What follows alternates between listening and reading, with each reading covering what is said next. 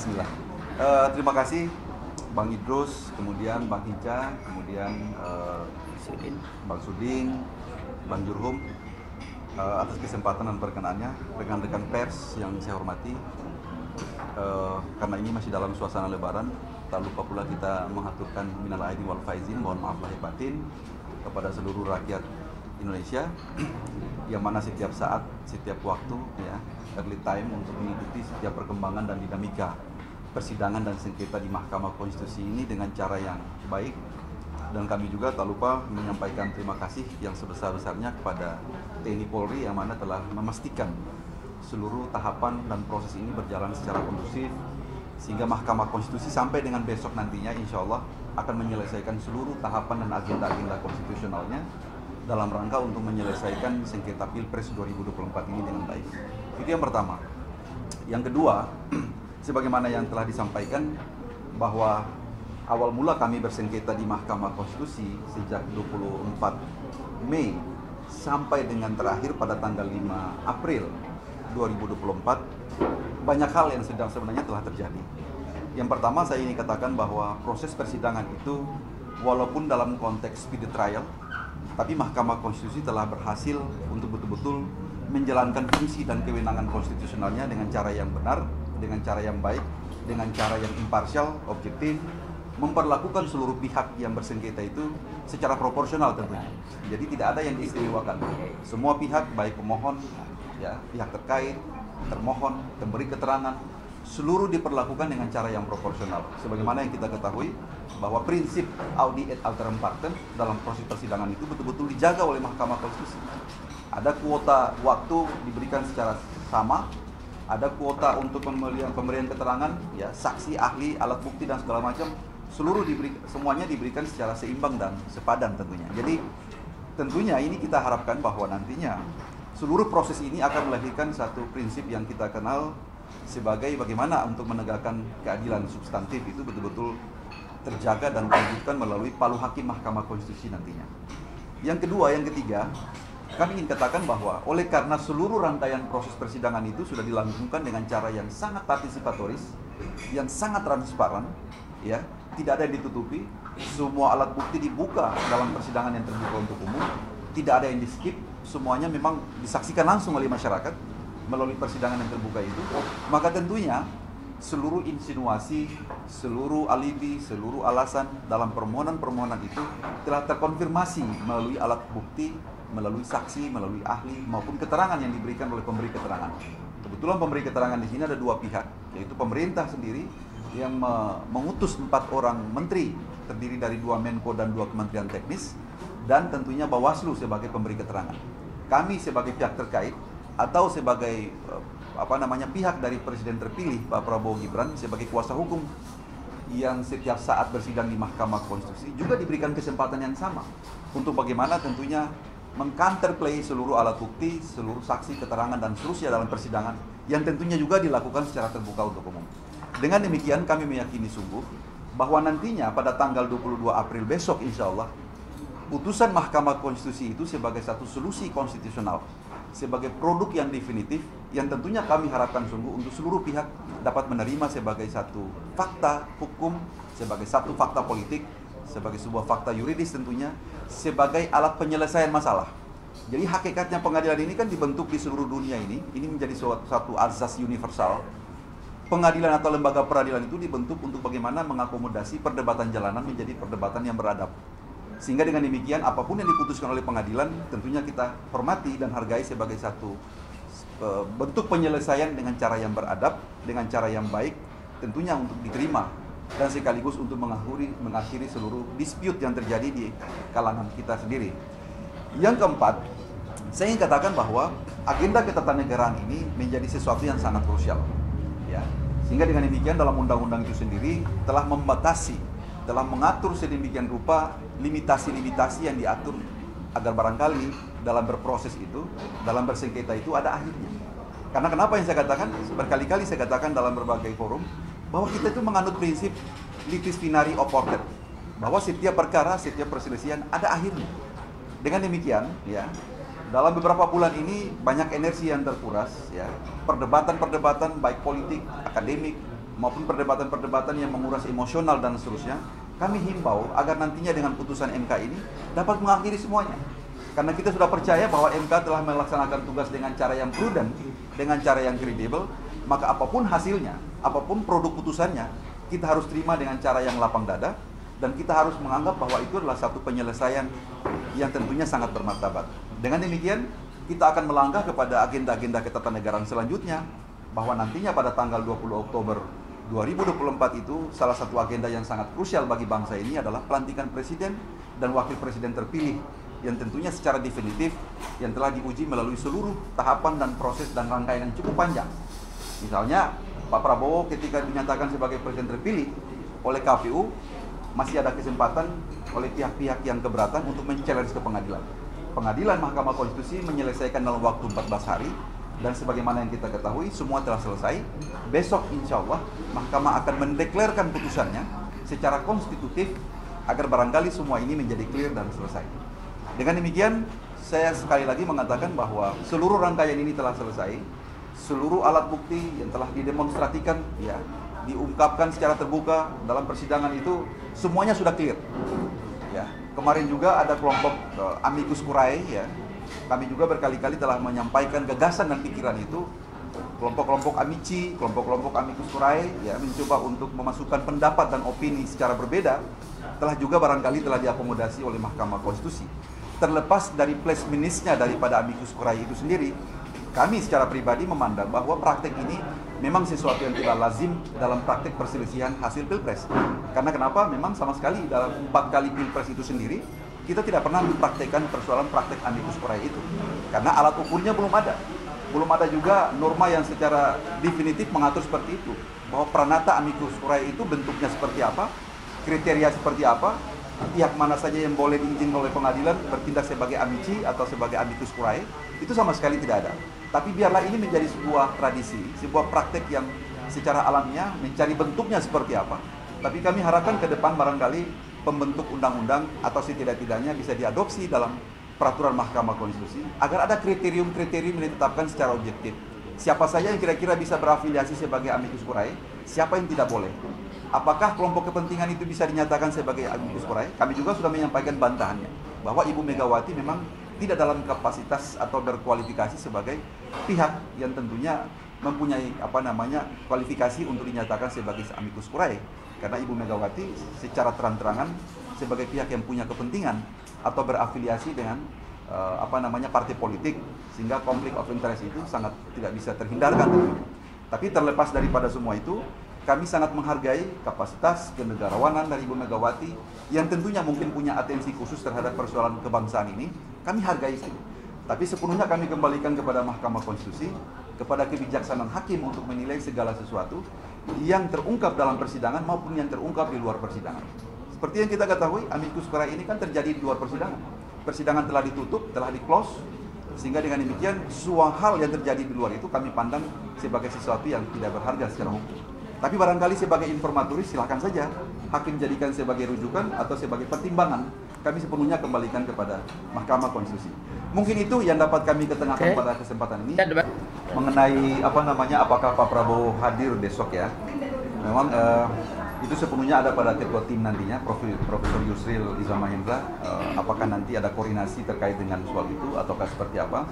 Tapi kalau tradisinya kemarin, bukan tradisi ya, kebiasaan kemarin waktu persidangan dari tanggal 27 sampai dengan tanggal 5 itu memang karena ada kesibukan sehingga Pak Prabowo tidak sempat menghadiri persidangan-persidangan, sehingga semua itu diwakili oleh kuasa hukum dan tim. Jadi untuk mengenai agenda besoknya ini barangkali nanti kami akan informasikan kemudian, dan itu nanti domainnya ketua tim hukum ya, Pak Yusril, untuk nanti berkoordinasi dan berkomunikasi dengan Pak Prabowo. Apakah dipandang perlu untuk harus hadir dalam agenda pembacaan putusan ataukah tidak? Yang jelasnya bukan satu kewajiban sebenarnya, ya, karena memang bersengketa di MK itu pada hakikatnya telah dimandatkan atau diwakili oleh tim kuasa hukum. Jadi bukan satu kewajiban hukum untuk harus prinsipal ya, atau pihak prinsipal itu hadir secara langsung. Mungkin demikian. Pak Sudin, silakan Pak Sudin. Iya, saya kira agenda persidangan terkait masalah putusan itu ya, saya kira sudah dikonfirmasi kepada masing-masing pihak. Besok akan ada pembacaan putusan bahwa kemudian belum ada penyampaian ke publik, ya saya kira kan bukan sesuatu hal ya, suatu keharusan. Tapi paling tidak mereka udah tahu bahwa besok akan ada pembacaan putusan dan saya kira mereka akan hadir. Oke, lain-lain. Saya tambahkan lagi ya. Jadi surat resmi itu dari Mahkamah Konstitusi, dari kepaniteraan ini kan sudah diterima oleh semua pihak. Itu tanggal 19 April. Jadi semua pihak itu serentak dapat, mulai dari para pemohon 01, 02, terkait. Kemudian pihak terkait kami sendiri, kemudian pemberi keterangan dan termohon KPU. Itu resmi dapat itu tanggal 19 April ya. Suratnya sudah ada semua.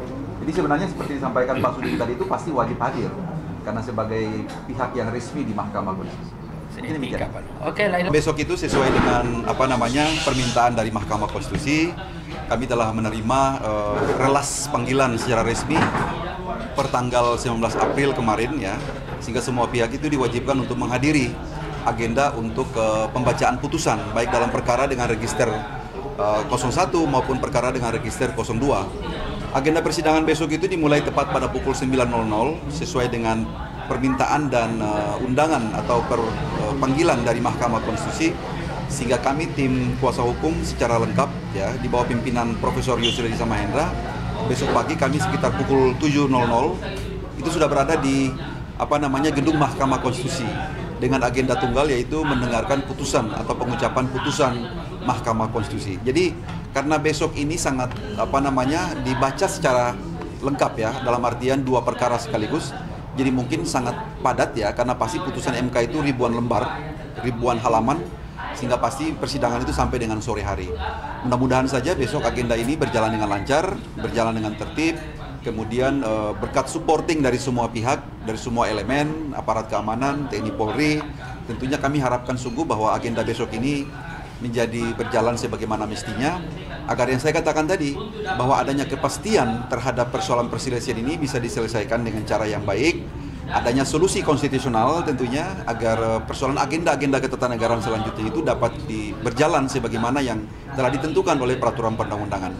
Dengan demikian, seperti yang saya tegaskan tadi dalam press conference tadi, bahwa putusan ini diharapkan dapat diterima oleh semua pihak.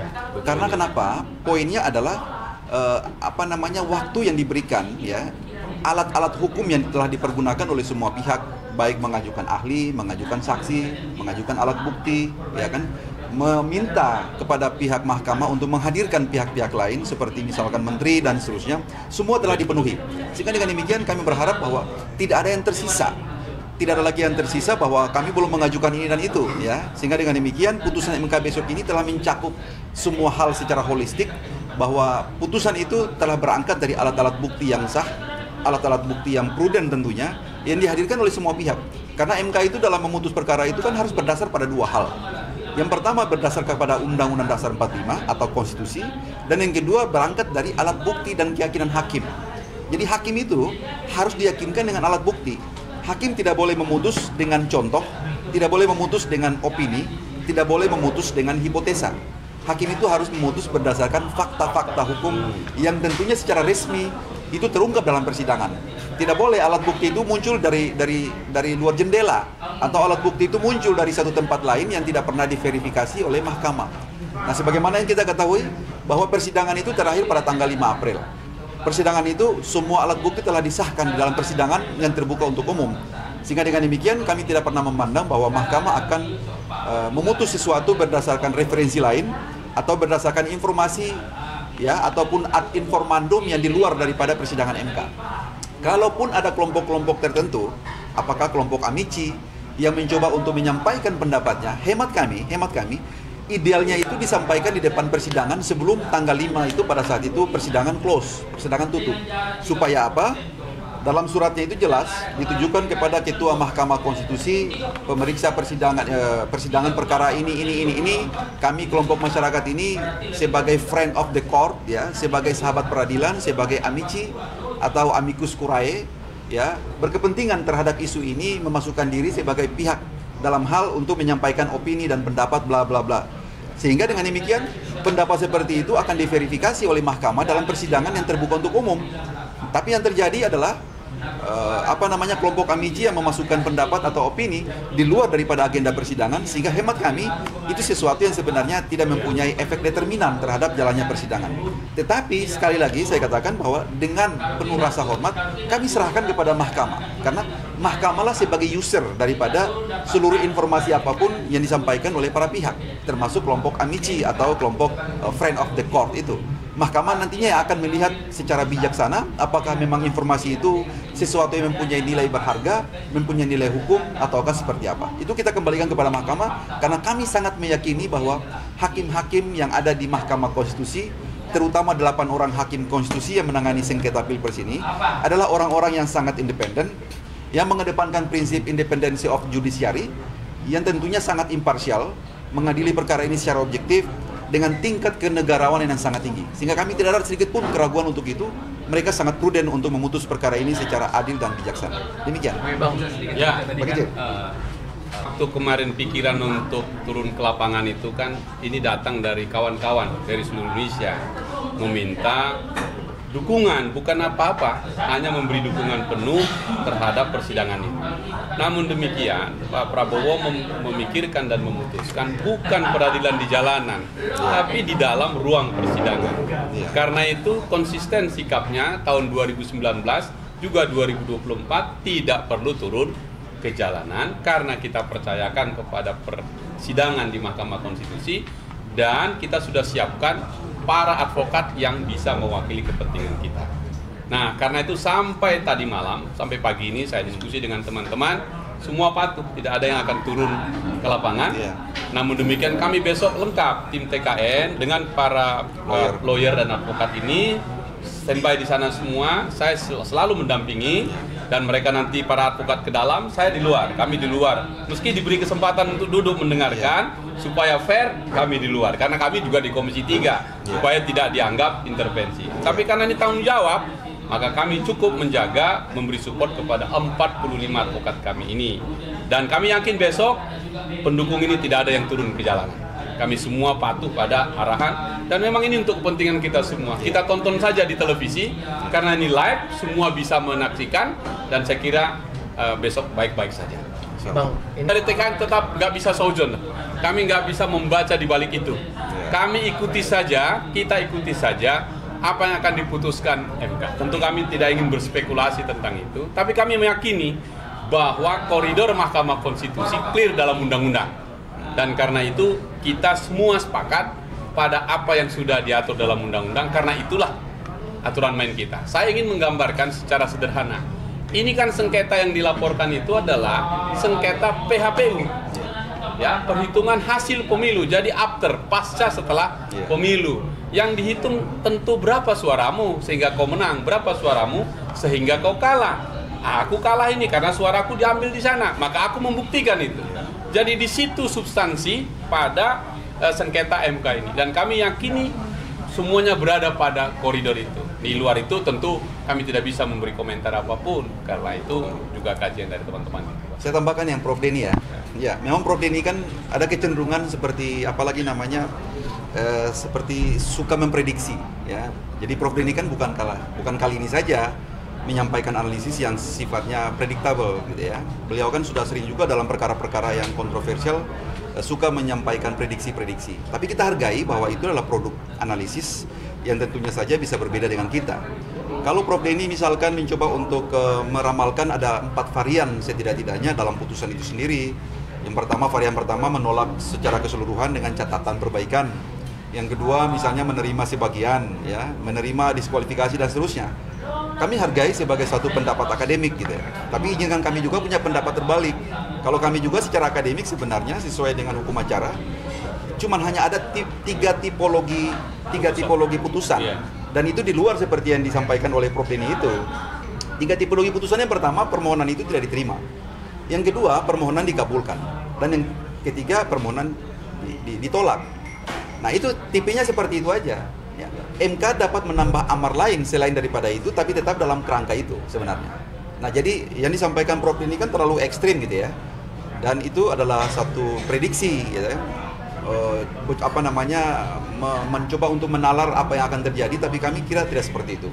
Ya saya anggap kali ini Prof Denny juga sangat keliru dalam mendudukan aspek analisis berkaitan dengan sejauh mana nanti skenario ataupun apalagi namanya kemungkinan mahkamah nanti akan melahirkan putusan terkait dengan perkara ini. Kami tetap berkeyakinan mahkamah akan strict law, memutus sesuai dengan format hukum acara yang ada, tidak keluar dari kerangka tiga tipologi putusan itu, dan tentunya mahkamah juga akan konsisten bahwa kewenangan dia itu sebatas itu, ya, tidak akan keluar jauh di luar daripada hukum acara ataupun konsep kekuasaan peradilan, ya, kekuasaan kehakiman, ya, terutama kewenangan mahkamah untuk menyelesaikan perselisihan hasil yang disampaikan Bang Hinca tadi. Mungkin demikian ya. Oke ya.